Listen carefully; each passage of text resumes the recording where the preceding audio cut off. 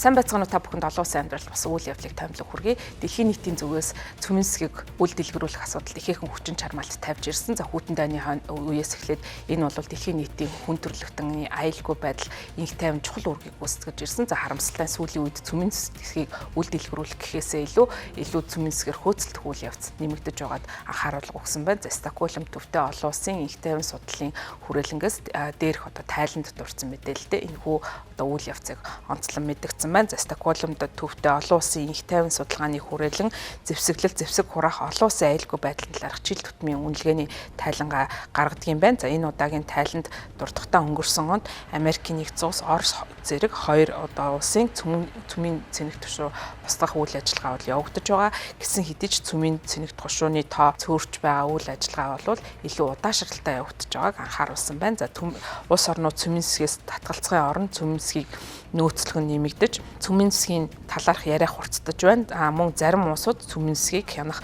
гэрээ хэлэлцээрээс татгалзах хандлага ажиглагдаж байгааг анхааруулсан байна. За дэлхий дээр 9 улс бол цөмийн цэнэг түвшинтай байдаг юм байна. Үүнд Америкийн нэгдсэн улс, Оросын холбооны улс, Их Британи, Франц, Хятад, Индия, Пакистан, бүгд найрамд гарчсан Солонгос улс, Израиль гэсэн улсууд бол дэлхийн нийтээрээ 12,241 цөмийн цэнэг түвшинтай. За үүнийх нь 9,614 ашиглах боломжтой цэргийн нөөцөд байдаг.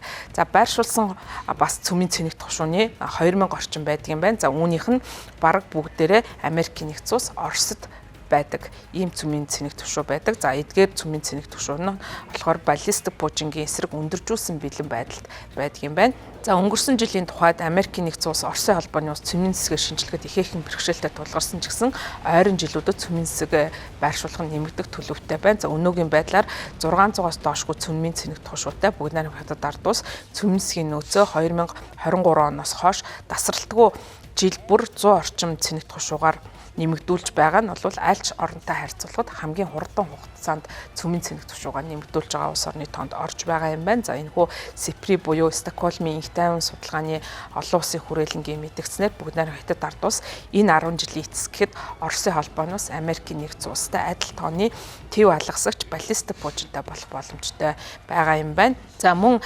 СИПРИтэй адилхан бас ийм тайлан гаргадаг олон улсын аюулгүй байдлын судалгааны хүрээлэн гэж байгууллага бий. За тус байгууллага мөн 2024 он цөмийн засаг байршуулах зохицуултанд анхаарал хандуулсан ийм тайлан гаргасан байна. За энэ нь бол цаашдаа эрсдэл дагуулж байгаа юм байна. Өөрөөр хэлбэл их гүрнүүд өөрсдийн цөмийн цэнэг түвшинуудыг бусад орнуудад байршуулж байгаа юм байна. За тухайлах юм бол Оросын холбооны улс Белорусын нутаг дэвсгэр цөмийн засгийг байрлуулсан гэдгийг Оросын холбооны улс болон Белорусын хамтарсан мэдээлэлээр нотолсон.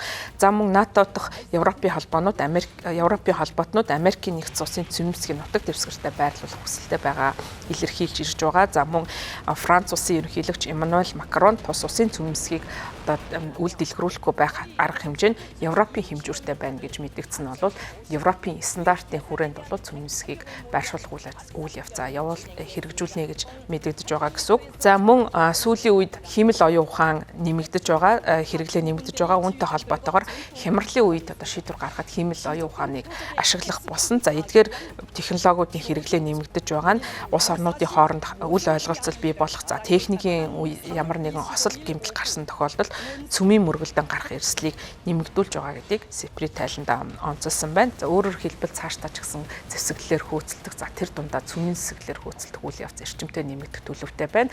Америкийн нэгдсэн улс болон Оросын холбооны улс хүйтэн дайны үеэс эхлээд стратегийн болон цөмийн засгуудыг хорогдуулах олон тооны гэрээ хэлэлцээ байгуулж байсан. За харамсалтай нь энэхүү гэрээ хэлэлцээ нь бол цаашдаа үр дүнгээ өгөхгүй байгаа нь харагдаж байгаа. За учир нь гэвэл Америкийн нэгдсэн улсаас гадна шинэ тоглогчид бол олон улсын тавцанд бий болсон. За тухайлах юм бол бүгд найрамд Хятад ард улсын хувьд бол цөмийн засгийн эрчимтэй нэмэгдүүлж байгаа. За магадгүй Америкийн нэгдсэн улс болон Оросын холбооны улстай тэнцвүүц тооны цөмийн засагтай болох боломж бол тэдэнд харагдаж байгаа. Цаашдаа ч гэсэн энэ тоо хэмжээгээр эдгээр улсуудыг давах боломжтой гэсэн ийм байдал бол ажиглагдаж байгаа учраас дэлхийн нийтийн хүрээнд хэдийгээр хүйтэн дайн бол улс орнуудын хооронд үл ойлголцол болон дайсагналыг нэмэгдүүлж байсан ч гэсэн бас нэг ололттой тал нь бол цөмийн засгийг үл дэлгэрүүлэх талаар их гүрнүүд нэгдэлд хүрч чадаж байсан. За гэтэл бол одоогийн байдлаар энэхүү нэгдсэн ийм хүчин чармаалт бол хэрэгжих боломж нь улам бүр алсарч байгааг энэхүү тайланд дурдсан байна.